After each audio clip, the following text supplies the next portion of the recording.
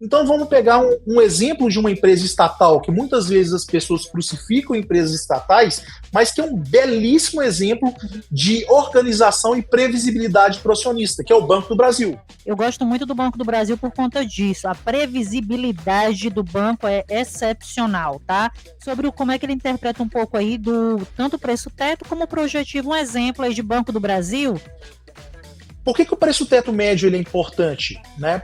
Porque ele traz uma segurança histórica. Né? Agora, quando a gente está falando de preço teto projetivo, é a projeção com base na média do consenso dos analistas.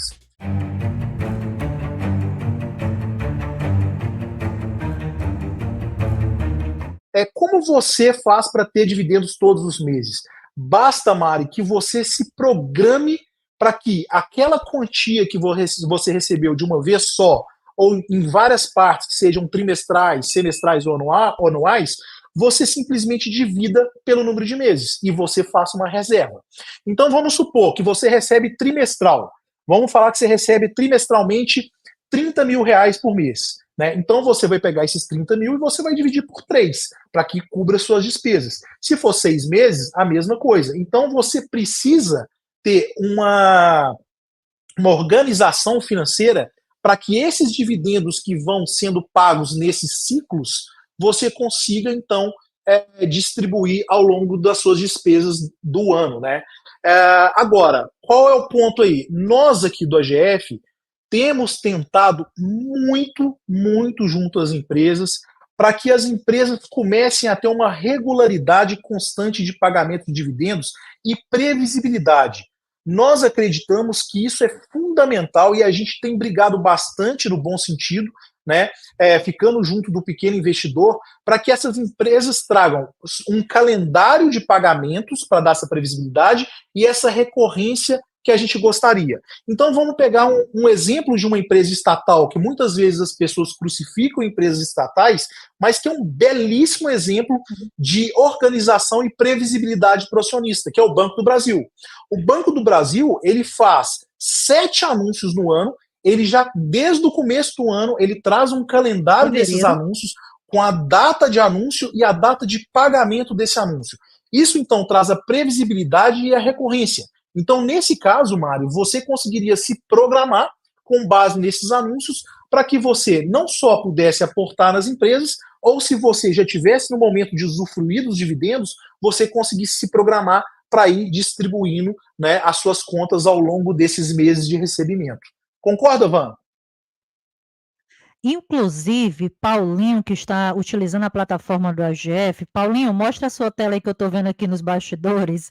Banco do Brasil, vocês estão vendo aí o que o Jean tinha comentado. Fevereiro, maio, agosto e novembro. Tem uma regularidade relativamente. E quando foi lá em meados de fevereiro, né, Jean? Eles anunciaram todo o cronograma do que eles iam fazer de anúncio a cada temporada de balanço, bem certinho. Eu gosto muito do Banco do Brasil por conta disso. A previsibilidade do banco é excepcional, tá? Inclusive, vocês podem consultar, e se o Paulinho descer um pouquinho mais utilizando a plataforma, os indicadores, vocês vão ter lá não só isso daí da carteira teórica, mas aquela parte lá, Paulinho, que tem dos dividendos, o histórico, margem de segurança, o que é que lá voltando no outro, sabe? Exatamente aí. Tem o projetado, o provisionado, inclusive, ainda para Banco do Brasil executar pagamento, e o que o Paulo está mostrando aí, um pouco do preço teto e preço teto projetivo de Banco do Brasil. E aí, até o Jean dá uma explicada, ele é a melhor pessoa que, né, sobre como é que ele interpreta um pouco aí do tanto preço teto como projetivo. Um exemplo aí de Banco do Brasil, que o preço teto, por exemplo, né, está R$ 22,99 e a cotação está R$ 28,30. Porém, o preço teto médio, perdão, e o preço teto projetivo está R$ 45,58. Como é que você faz, Jean? Eva, eu acho que é importante a gente definir para o pessoal aqui os dois conceitos, primeiramente, né? A gente tem aqui o preço teto médio calculado, que nada mais é do que uma média aritmética do histórico dos últimos 6 anos da empresa, tá? Desculpa.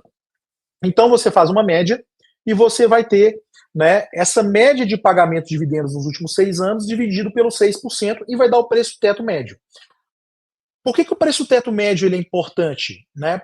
Porque ele traz uma segurança histórica, né? E a gente costuma falar que o que aconteceu no passado é provável que se repita no futuro. Então, para quem está começando, né, para quem quer ser mais conservador, né, a gente recomenda muito o preço teto médio, né, porque ele vai te dar essa segurança histórica da empresa. Agora, quando a gente está falando de preço teto projetivo, é a projeção com base na média do consenso dos analistas. Então, a gente tem um pool de analistas, sei lá, 10 analistas de várias corretoras, de vários bancos, que projetam um valor de dividendo X para aquela empresa, no caso o Banco do Brasil, para esse ano de 2024. E com base nisso, a gente pega essa média e gera, né, essa projeção de dividendos para o ano.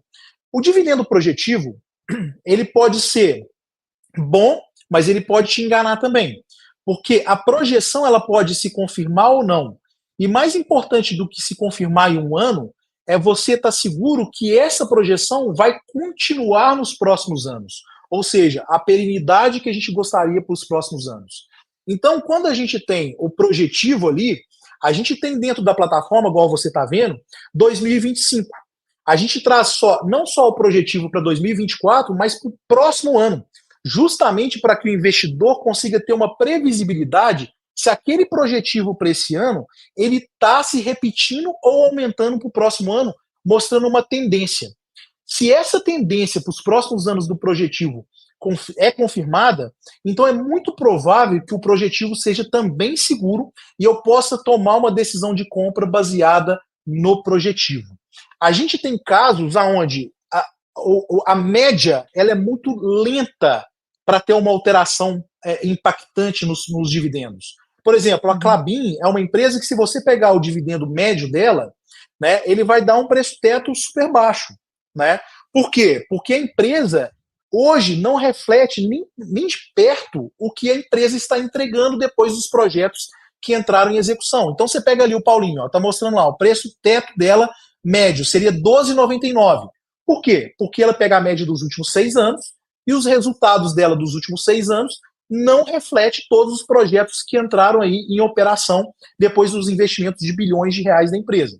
Agora, nesse caso, então, Jean, faz mais sentido o quê? Faz mais sentido utilizar o projetivo. Por quê? Porque o projetivo ele já está pegando ali a projeção dos analistas com base nos resultados da empresa. E aí você vê que a empresa, nesse momento, está muito próxima, né, da cotação. Então mostra ali que o preço teto projetivo, ou seja, o máximo que eu deveria pagar com base na projeção é de 21,22. Só que eu estou mostrando que a cotação está 21,65. Ou seja, eu não deveria pagar porque está abaixo dos 6% mesmo no projetivo. Mas o que é interessante dessa tela é você ver a diferença entre esses dois métodos, né, de tomada de decisão, e vai muito com o que a gente gosta de ensinar no nosso curso, que é você ter uma tomada de decisão independente, que a gente gosta de que você aprenda a pensar, né? Que você toma suas decisões por conta própria. Então, o médio projetivo ele vai ser utilizado de acordo com o caso mais pertinente e até mesmo em seu momento como investidor. Né, Van? Algum complemento aí? Não. Sensacional.